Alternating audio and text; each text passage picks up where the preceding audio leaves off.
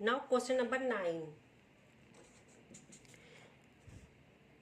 Firstly what is given, हमें given है tan a equal to 1/√3. तो पंडित बद्री प्रसाद हर हर बोले के अकॉर्डिंग tan की वैल्यू क्या होगी, tan की रेशियो क्या होगी, p/b. तो ये हो गया p/b. इसका मीनिंग है परपेंडिकुलर की वैल्यू है 1 और बेस की वैल्यू है √3. तो हम यहाँ पे एक ट्रायंगल ड्रॉ कर लेते हैं. tan a गिवन है तो a को हम क्या लेंगे, एक्यूट एंगल लेंगे. ठीक है. And right angle date b है तो b पे हो गया 90 डिग्री और यहाँ हो गया c. Now what is the value of perpendicular? That is 1. What is the value of base? That is √3.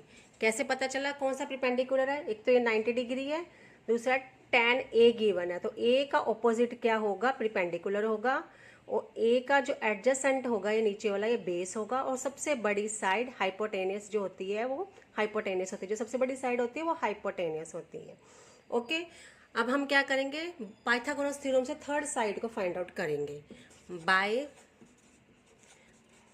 Pythagoras theorem, Pythagoras theorem को अप्लाई करेंगे and we will find the third side. तो Pythagoras theorem के according AC square is equal to किसके होगा, AB square plus BC square. AC हमने find out करना है, AB की वैल्यू है √3, तो √3 स्क्वायर प्लस 1 स्क्वायर. √3 को √3 से मल्टीप्लाई करेंगे तो क्या मिलेगा, 3 मिलेगा. √3 मल्टीप्लाइड बाय √3 होता है 3. जो नंबर अंदर होता है वही रह जाता है. 3 प्लस 1 क्या हो गया, 4. अब AC स्क्वायर की वैल्यू हमारे पास आ गई है 4. हमें चाहिए AC, तो AC फाइंड आउट करने के लिए इसका अंडर रूट हो जाएगा 4 का. तो 4 का अंडर रूट होगा तो क्या वैल्यू आएगी, 2. तो हमें AC की वैल्यू मिल गई है जो कि है 2. हम यहाँ पुट कर देते हैं. ठीक है. अब हमें AC भी मिल गया. अब हम इसका फर्स्ट पार्ट सॉल्व करते हैं. फर्स्ट पार्ट में हमने क्या फाइंड आउट करना है,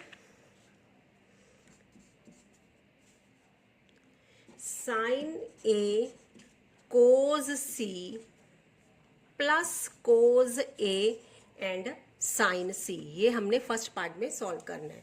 अब हमें इस ट्राइंगल के अकॉर्डिंग हमें परपेंडिकुलर भी है हमारे पास, बेस भी और हाइपोटेनियस भी है.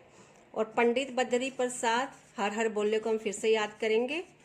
तो साइन की वैल्यू क्या हुई, p/h. p कितना है, साइन A के अकॉर्डिंग परपेंडिकुलर क्या है, उसका ऑपोजिट जो ये है BC होगा परपेंडिकुलर और इसका एडजेसेंट होगा बेस, सबसे बड़ी साइड हाइपोटेनियस. तो p की वैल्यू है 1, h है 2, तो p/h हो गया 1/2.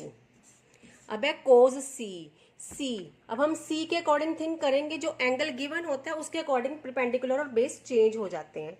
अब ये C है तो इसका ऑपोजिट ये है √3, ये क्या होगा, परपेंडिकुलर. इसका एडजेसेंट, C का एडजेसेंट हो जाएगा बेस और ये सबसे बड़ी साइड हाइपोटेनियस. तो अब हमारे पास कोज क्या है, B/h. तो B की वैल्यू क्या है, B की वैल्यू है 1.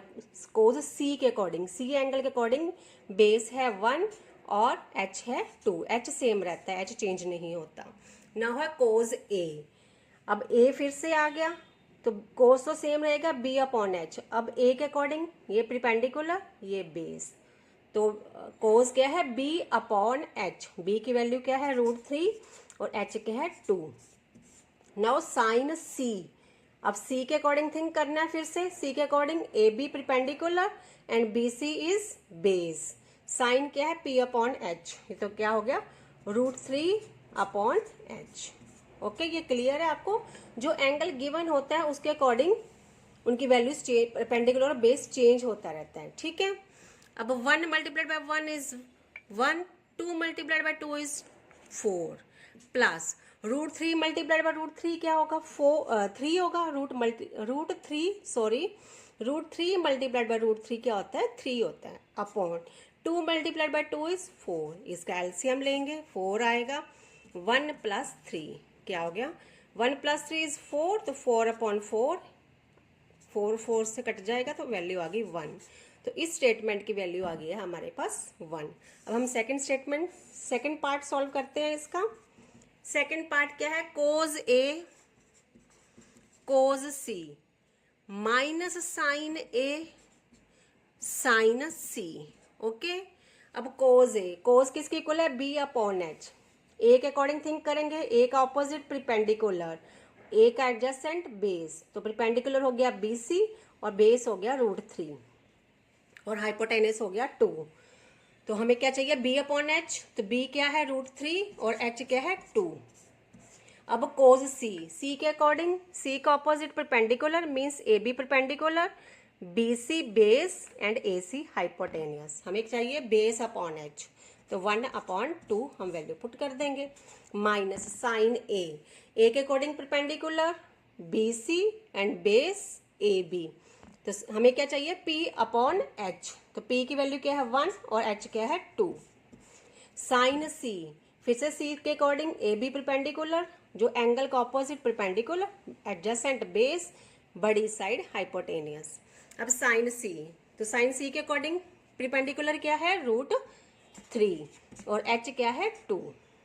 ओके, यही आपने याद रखना है कि जो एंगल्स हैं उनके अकॉर्डिंग वैल्यू चेंज होती रहेगी। तो ये √3 मल्टीप्लाइड बाय 1 क्या होगा √3, 2 multiplied by 2 4, minus 1 multiplied by √3, 2 multiplied by 2 4, इनका एलसीएम लेंगे तो ये आ जाएगा √3 माइनस √3 इज इक्वल टू 0/4। 0/4 किसके इक्वल होता है 0 के। तो ये हमने सेकंड पॉइंट भी सॉल्व कर लिया है। Hope you like this video. अगर आपको ये वीडियो पसंद आई है तो इसको लाइक सब्सक्राइब और शेयर कर दीजिए।